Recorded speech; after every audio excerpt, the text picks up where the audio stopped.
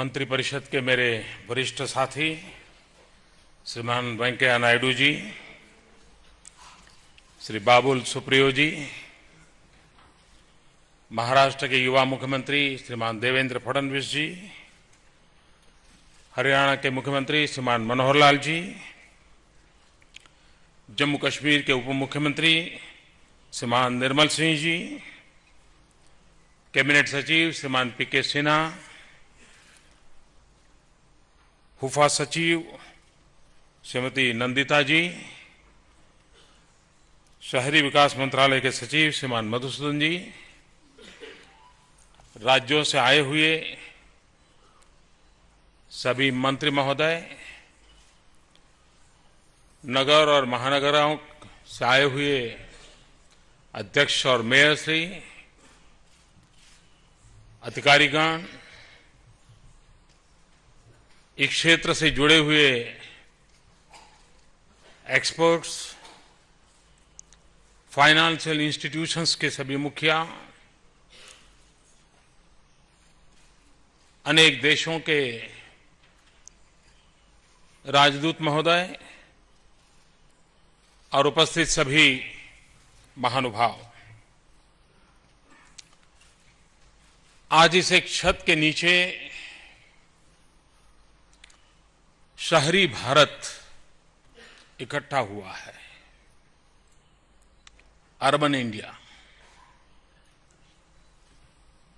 एक प्रकार से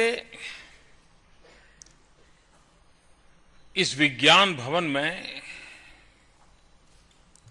वे लोग बैठे हैं जिनके जिम्मे देश के करीब करीब 40% नागरिकों की सुख सुविधा की जिम्मेवारी है।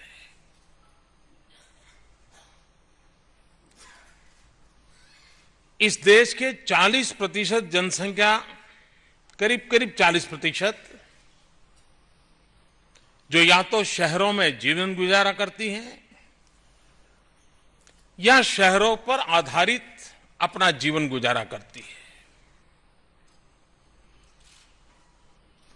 उनको क्वालिटी ऑफ लाइफ कैसे मिले,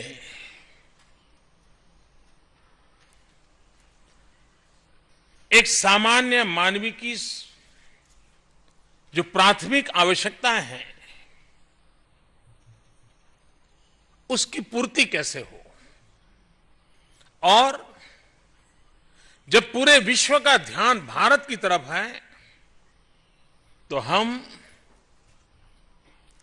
दुनिया जिन ऊंचाइयों पर पहुंची है उसे बराबरी करने की दिशा में और उससे आगे बढ़ने की दिशा में पहल कैसे करें, प्रारंभ कैसे करें और किस दिशा में आगे बढ़े। तो उन दोनों लक्ष्यों की पूर्ति को ध्यान में रखते हुए एक तरफ झुग्गी झोपड़ी में जिंदगी गुजारा करने वाला वो परिवार,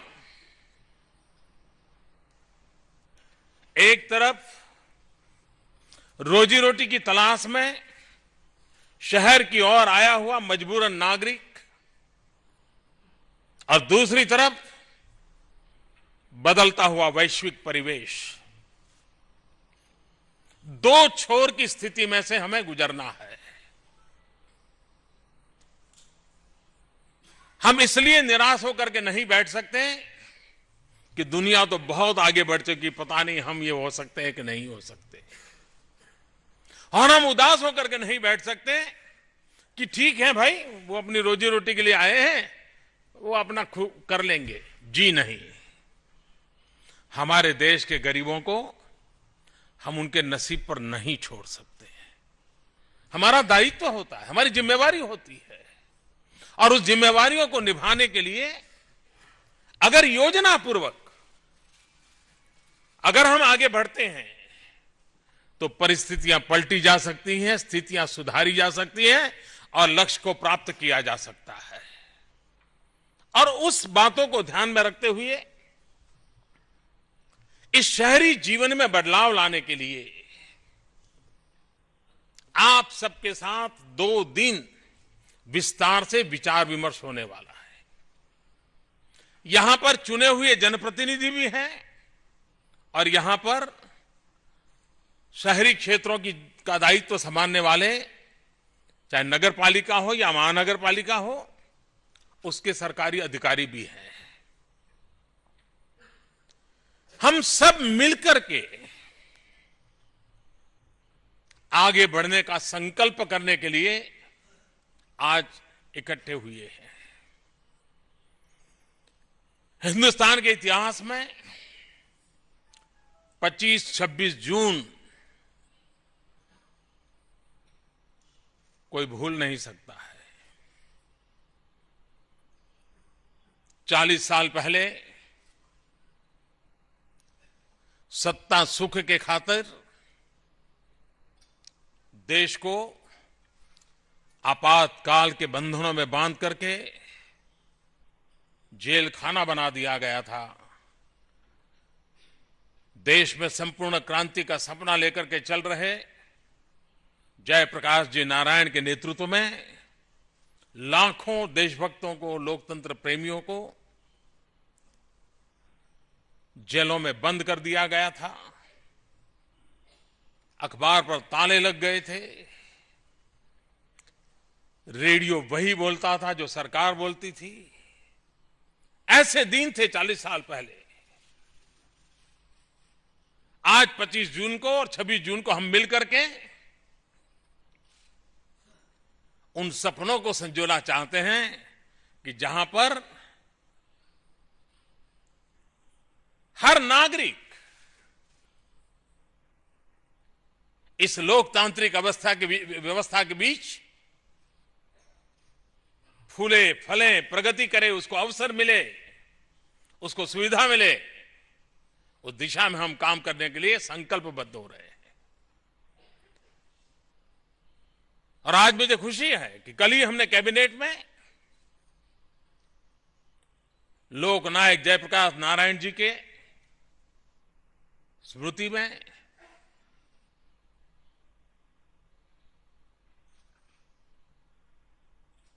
एक राष्ट्रीय स्मारक बनाने का निर्णय किया है, जो लोकतंत्र प्रेमी नागरिकों के लिए हमेशा हमेशा वो दिशा दर्शक बनता रहेगा और विकास की सारी योजनाएं, यात्राएं जन सामान्य के सहयोग से, जन सामान्य की भागीदारी से कैसे आगे बढ़े, उस दिशा में हम निरंतर प्रयत्नरत करना चाहते हैं।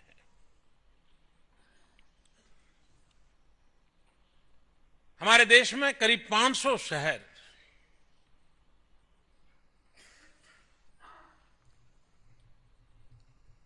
ज्यादातर गांव से रोजी रोटी कमाने के लिए लोग आते ही चले जा रहे हैं। बहुत तेजी से हमारा अर्बनाइजेशन हो रहा है। अच्छा होता आज से 25-30 साल पहले हमने अर्बनाइजेशन को एक अपॉर्चुनिटी समझा होता, अर्बनाइजेशन को एक अवसर माना होता। छोटी जगह में थिकली पॉपुलेटेड लोग एक प्रकार से देश की इकोनॉमी के ड्राइविंग फोर्स होते हैं। उस शक्ति को हमने पहचाना होता और हमारे अर्बन ग्रोथ इंजन के रूप में हमारी विकास यात्रा में उसकी भूमिका को हमने जाना होता और उसके प्रकार से उसको ताकत दी होती, तो हम भी आज दुनिया के उन समृद्ध और प्रगतिशील शहरों के बराबरी कर पाए होते। लेकिन देर आए दुरुस्त आए। पहले क्या नहीं हुआ उसका रोना धोना गाते रहेंगे तो बात बननी नहीं है। पुराने अनुभव बहुत बुरे हैं, मैं जानता हूं, और उसी के आधार पर निराश बैठने की भी आवश्यकता नहीं है। अगर स्पष्ट विजन के साथ,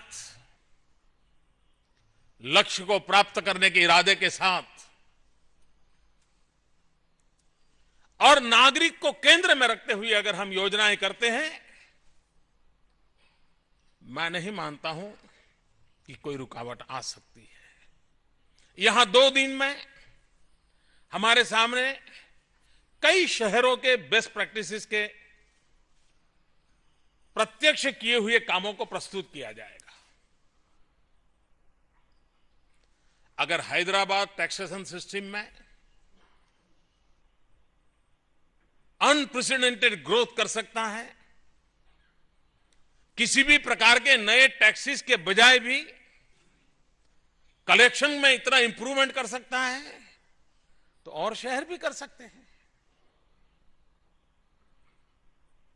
अगर कर्नाटक सॉलिड वेस्ट मैनेजमेंट में उसमें से कंपोज की प्रक्रिया के संबंध में अगर आगे बढ़ सकता है, तो और शहर भी बढ़ सकते हैं।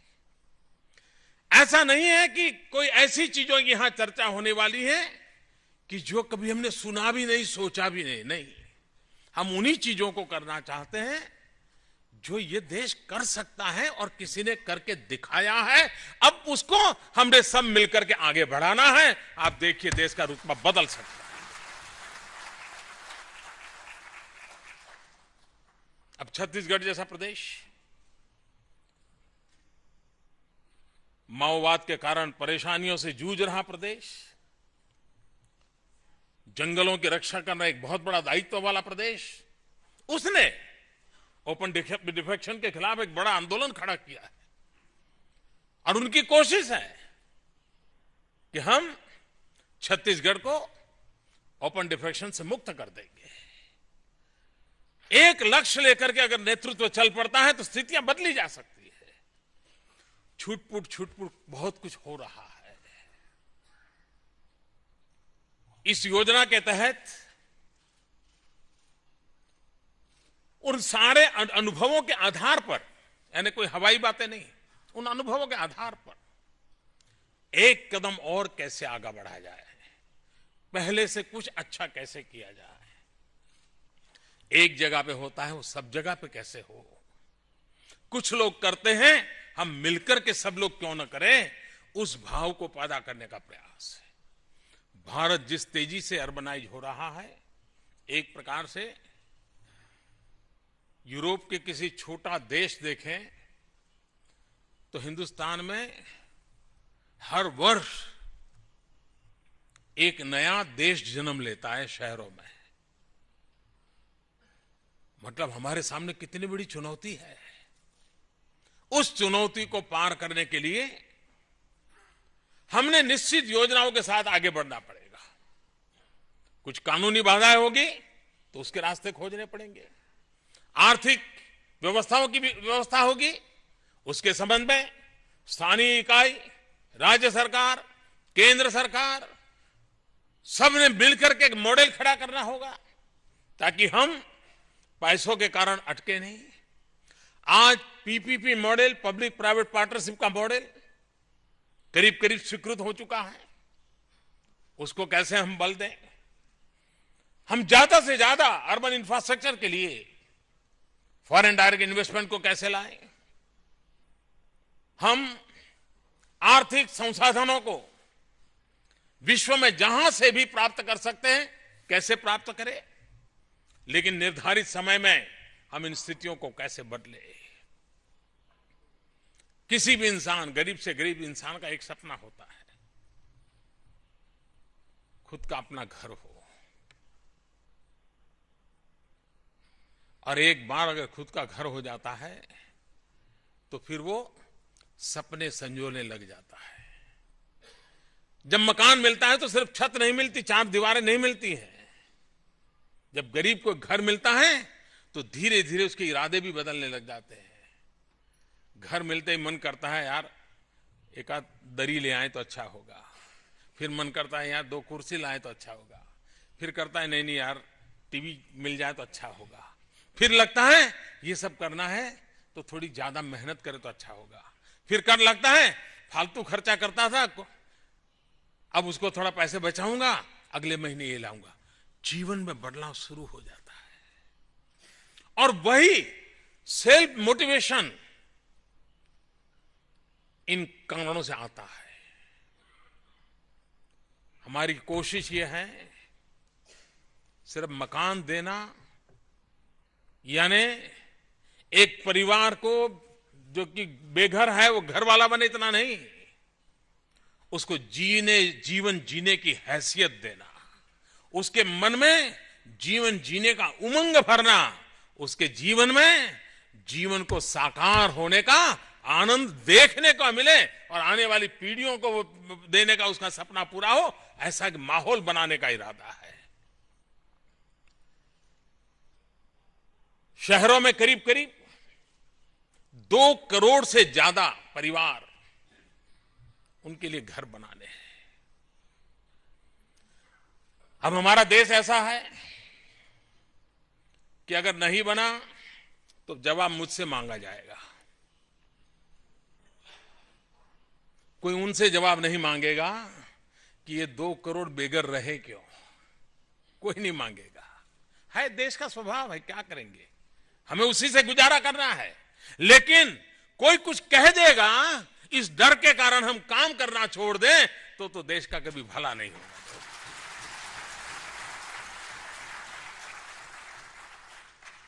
और इसलिए हमारा दायित्व बनता है कि हमारे गरीब परिवारों को घर मिले। आजादी के 75 साल हो रहे हैं 2022 में। उन आजादी के दीवानों का नाम देते ही हमें रोमांच होता है। भगत सिंह, सुखदेव, राजगुरु को याद करते हैं तो लगता है कैसा बलिदान था। गांधी, सरदार, उनकी विरासत को देखते हैं तो लगता है कितना कष्ट झेला था। उन्होंने जो सपने देखे थे, उन सपनों में क्या ये भी एक सपना नहीं था कि आजाद हिंदुस्तान में हर परिवार के पास अपना एक घर हो?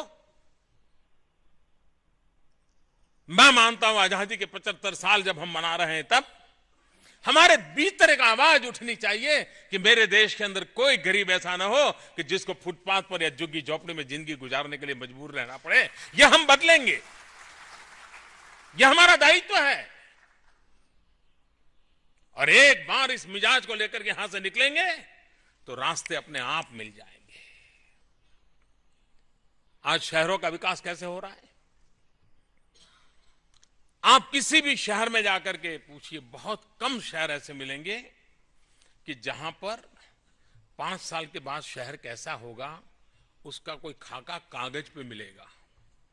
10 साल के बाद कैसा शहर होगा उसका खाका कागज पे मिलेगा नहीं। जो प्राइवेट प्रॉपर्टी डेवलपर है उनको तो पता होता है कि शहर इतना बढ़ेगा, इस दिशा में बढ़ेगा, फिर वो वहां जमीन ले लेगा, योजनाएं डाल देगा, मकान तो खड़े कर देगा, लेकिन जिंदगी जीने योग्य व्यवस्थाएं पहुंचती नहीं है। न रोड बनता है, न बिजली पहुंचती है, न ड्रेनेज की व्यवस्था होती है। और लोग आते हैं, पैसे देकर के मकान भी लेते हैं, बाकी व्यवस्थाएं होती नहीं। क्यों? क्योंकि शहर के नेतृत्व ने शहर नहीं बनाया, कुछ प्रॉपर्टी डीलर ने शहर को बढ़ाया है। ये जो मिसमैच है, उस मिसमैच को बदलना है। शहर कैसा बढ़ेगा, कब जाएगा, कहां, किस रास्ते आगे बढ़ेगा, वेस्ट में बढ़ेगा कि ईस्ट में बढ़ेगा, समाज के छोटे से छोटे व्यक्ति के लिए भी उसमें क्या जगह होगी, ये प्लान जब तक शहर का नेतृत्व दीर्घ दृष्टि के साथ नहीं करता है, ये स्थिति बनी रहेगी। हम इस अमृत योजना के माध्यम से ये एक बदलाव चाहते हैं कि शहर खुद अपना सोचने लगे, शहर अपनी योजनाएं बनाने लगे और कहां जाना, कैसे जाना, उसका फैसला शहर करे। जरूरत के आधार पर वो चलता जाए, बढ़ता जाए और बाद में व्यवस्थाएं विकसित कर, कोर्ट के इन्वॉल्वमेंट आ जाता है, एंक्रोचमेंट आ जाता है, रोड नहीं होता है, ट्रैफिक की समस्या आती है, पानी नहीं, बिजली नहीं, सारी समस्याएं हम झेलते रहते हैं। और ये हर शहर के अगल बगल में आपको दिखेगा कि किसी ने उसको बना दिया और बाद में वो शहर को गोद लेना पड़ता है। और वो बहुत तकलीफ वाला होता है। हमने इसकी योजना क्यों न करनी चाहिए। हमारे देश में शहरों के विकास के लिए एक तरफ हम स्वच्छ भारत की बात लेकर के जब आए, मैं मानता हूं कि सरकार से लोग 2 कदम आगे हैं स्वच्छ भारत के काम में। कहीं सरकार कम नजर आती है, लोग ज्यादा नजर आते हैं। मैं विशेष रूप से मीडिया का आभारी हूं। मैं देख रहा हूं, वरना मुझे याद है कि मैं 15 अगस्त को जब स्वच्छ भारत की बात करके निकला तो मुझे डर लगता था, ये रोज मेरे बाल नोच लेंगे कि यहां कूड़ा है, यहां कचरा है, डिकना है, फलाना। लेकिन मैं आज उन सबको सलाम करता हूं जिन्होंने ऐसा नहीं किया। उन्होंने नागरिकों को ट्रेन करने का काम उठाया और सभी मीडिया के लोग कर रहे हैं, अपने अपने तरीके से कर रहे हैं। लोगों को समझा रहे कि क्यों कूड़ा यहां पर ये है, तुम यहां क्यों फेंकते नहीं हो। मैं समझता हूं जब इतिहास लिखा जाएगा, मीडिया के स्वच्छ भारत के अभियान का जो नेतृत्व आज मीडिया कर रहा है, देश में बदलाव लाने का वो कारण बनेगा। मैं देख रहा हूं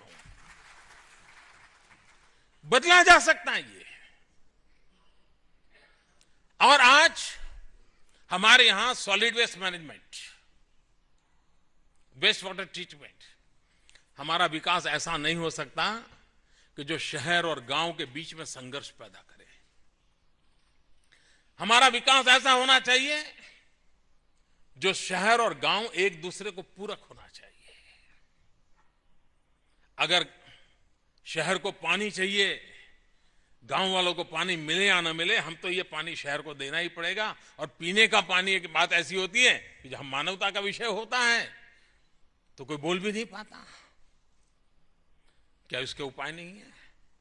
क्यों ना हम वेस्ट वाटर ट्रीटमेंट करें और वो पानी गांवों को खेतों में वापस करें, तो कभी किसान भी परेशान नहीं होगा, गांव भी परेशान नहीं होगा, और शहर को पीने का पानी चाहिए, उसकी उपलब्धि भी कभी तकलीफ नहीं होगी। हम ये चिंता क्यों ना करें। हम सॉलिड वेस्ट मैनेजमेंट करके कंपोस्ट बनाने के पीछे, ऑर्गेनिक फर्टिलाइजर तैयार करने की दिशा में क्यों काम न करें। और वही फर्टिलाइजर हम नजदीक के गांवों को दें। हमने देखा होगा कि बड़े शहर के आसपास के 30-40 किलोमीटर के जो गांव होते हैं, वो ज्यादातर सब्जी की खेती करते हैं, ज्यादातर, क्योंकि उनको तुरंत सुबह सुबह मार्केट मिल जाता है। शहर में उनका डेली आधार पर चलता है बाजार। अगर हम ये ऑर्गेनिक फर्टिलाइजर, कंपोस्ट फर्टिलाइजर, जो शहरों के कूड़े कचरे से हम बनाते हैं, वो अगर हम गांव में दे दें तो जो सब्जी मिलेगी ऑर्गेनिक सब्जी मिलेगी। अगर हमारा ये इनपुट कॉस्ट कम होगा तो सब्जी भी सस्ती आएगी। सब्जी सस्ती आएगी तो गरीब आदमी भी 100 ग्राम सब्जी खाता है तो 200 ग्राम खाएगा, और सब्जी ज्यादा खाएगा तो न्यूट्रिशन के प्रॉब्लम सॉल्व हो गए, हेल्थ के प्रॉब्लम सॉल्व हो गए। अल्टीमेटली बजट के बर्डन कम होते जाएंगे, सुविधाएं बढ़ती जाएगी। लेकिन हम अगर ये सोच करके काम करें तो ये काम बढ़ सकता है। और इसलिए हमारे शहरों का विकास का मॉडल, और इसलिए जो अमृत योजना है, इसमें इन बातों पर बल दिया गया है कि हम इन बातों को कैसे करें। प्लान बे में आगे बढ़े, गरीबों को घर मिले, सामान्य मानवीय को जीवन की सुविधाएं मिले। जो स्मार्ट सिटी का कंसेप्ट है, उन स्मार्ट सिटी जो बनेगी, ये पहली बार स्मार्ट सिटी की योजना ऐसी है कि जिसमें शहरों का निर्णय भारत सरकार नहीं करेगी। शहरों को स्मार्ट बनाने का निर्णय राज्य सरकार नहीं करेगी। शहरों को स्मार्ट बनाने का निर्णय वो शहर का नेतृत्व, वो शहर के नागरिक, वो शहर के म्युनिसिपैलिटी के लोग तय करेंगे। थोपा नहीं जाएगा। आवाज नीचे से उठनी चाहिए।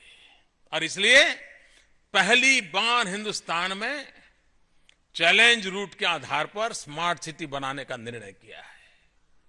दुनिया के कई देशों ने यह प्रयोग किया है, कुछ पैरामीटर तय किए और जो शहर इस पैरामीटर को पूर्ति करेगा वो एंट्री पाएगा स्पर्धा में, फिर उसको दूसरी एग्जाम देनी पड़ेगी, उसको पार करेगा तो सिलेक्ट होगा। जब सिलेक्ट होगा तो फिर भारत सरकार, राज्य सरकार मिल करके उस शहर की ताकत में साथ जोड़ करके उसको स्मार्ट सिटी बनाने की दिशा में आगे बढ़ेंगे। अगर ये योजना ऊपर से आएगी तो क्या होगा? भाई ये काम क्यों नहीं हुआ, वो दिल्ली वालों ने नहीं किया, ये काम क्यों नहीं किया, वो हमारे राज्य सरकार वाले नहीं करते। नहीं, ये नीचे से होना है और कहीं पर कोई कठिनाई ना आए उस दिशा में आगे बढ़ना है। मैं समझता हूं यहां पर आए हुए सभी महानगर के महानुभावों के लिए ये चुनौती है, उस चुनौती को स्वीकार कीजिए और जो पैरामीटर तय हो स्पर्धा में आइए, जीत करके आगे निकलिए। और एक बार आपने जीत, और जीवन में स्पर्धा हर जगह पे होती है। आप मेयर भी बनते हैं तो स्पर्धा से ही तो बनते हैं, किसी ने ऊपर से तो नहीं बिठा दिया आपको। आप कहीं नौकरी लेने जाते हैं तो वहां भी तो कंपटीशन होती है, आप कंपटीशन को पार कर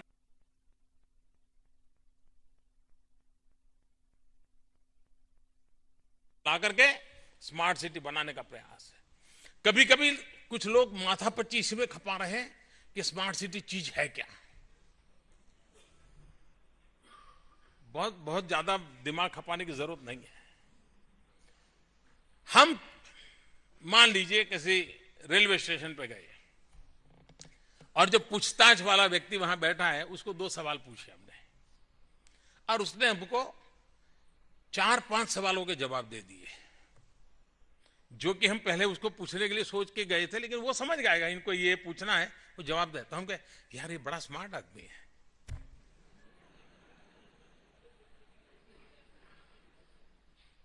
मेरी आवश्यकता से भी वो एक कदम आगे हैं।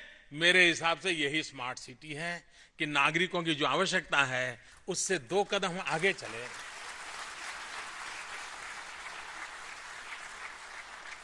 उसकी जो आवश्यकता है आप मांगोगे, हाजिर है।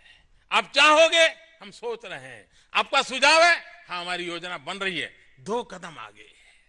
आप देखिए, देखते ही देखते स्मार्ट सिटी बन जाएगी। टेक्नोलॉजी है, एनवायरमेंट फ्रेंडली डेवलपमेंट है, हमने प्रकृति के साथ जीना है, एनर्जी सेविंग ये हमारी स्वाभाविक व्यवस्था हो, वॉक टू वर्क ये कंसेप्ट लाना पड़ेगा, वरना एक जगह पे रहता है और रोज 1.5 घंटा वो ट्रैवलिंग करता है, फिर नौकरी पे जाता है, तो उसकी मैक्सिमम एनर्जी ट्रैवलिंग में जाती है, बची खुची काम में लगती है, तो वो काम कैसा होगा?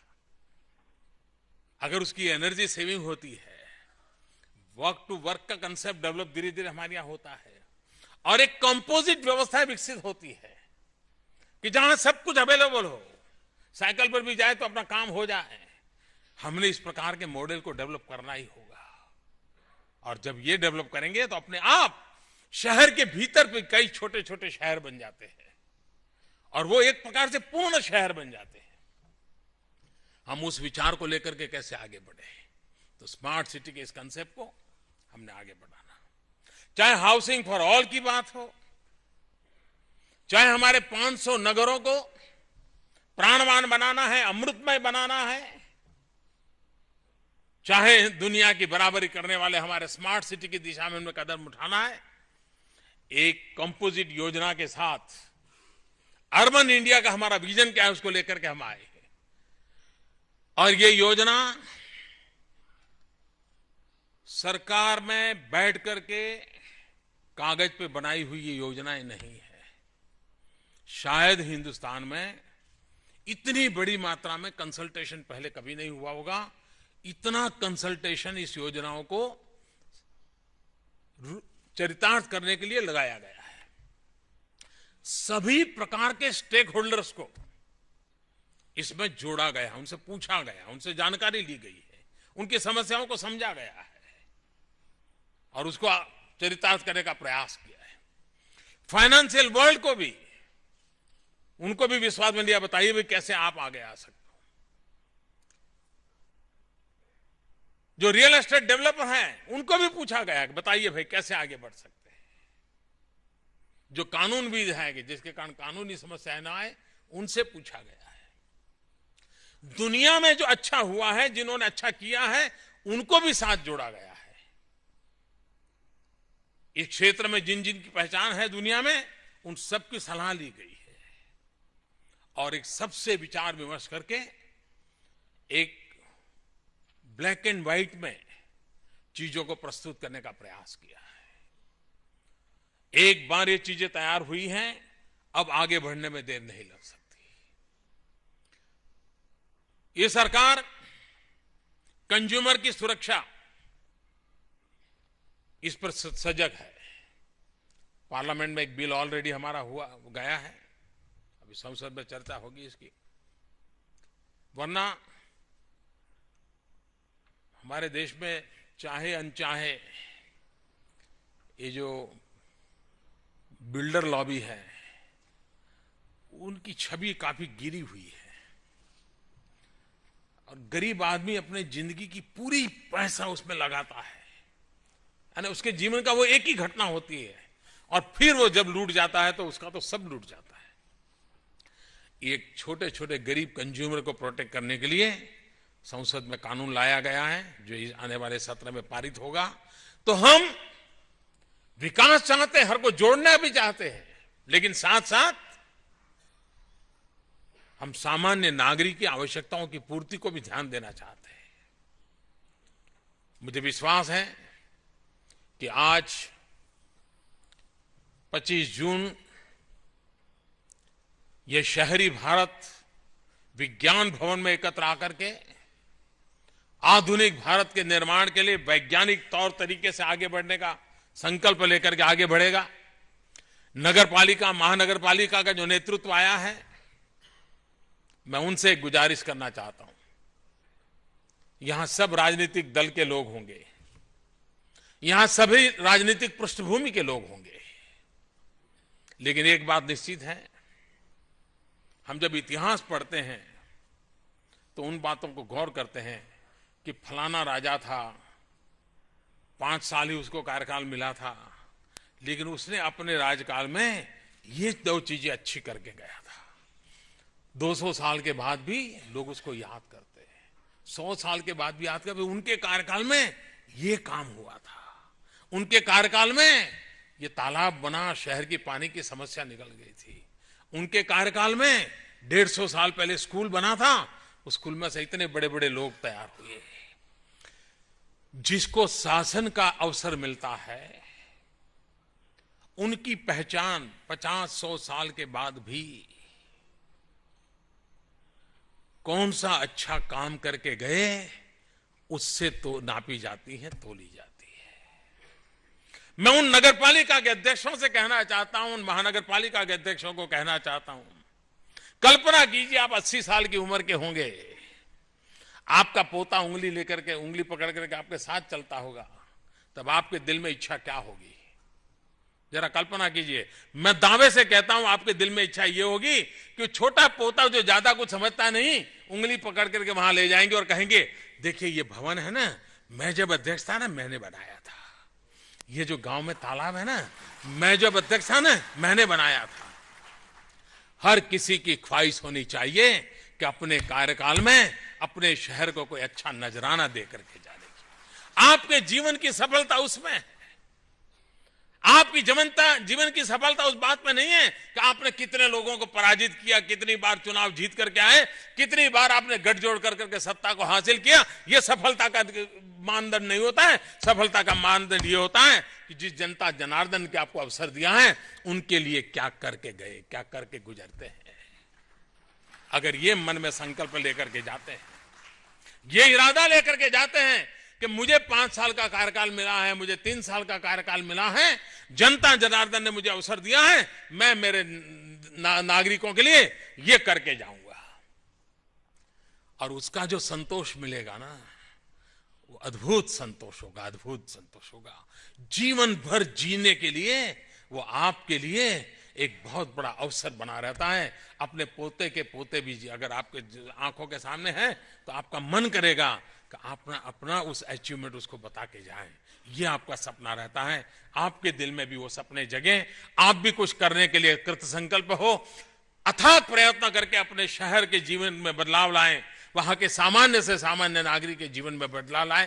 इस शुभकामनाओं के साथ मैं आज के इस अवसर पर विभाग के सभी लोगों को बहुत बहुत शुभकामनाएं देता हूं, ताकि देश के शहरी जीवन में बहुत ही अल्प समय में बदलाव आए और 2022 में जब देश आजादी के 75 साल मनाता हो, तब हमारे शहरों में भी हर परिवार में स्वतंत्रता की उस आनंद की अनुभूति का अवसर दें, उसको हम सफलतापूर्वक पार करें। इसी शुभकामनाओं के साथ बहुत बहुत धन्यवाद।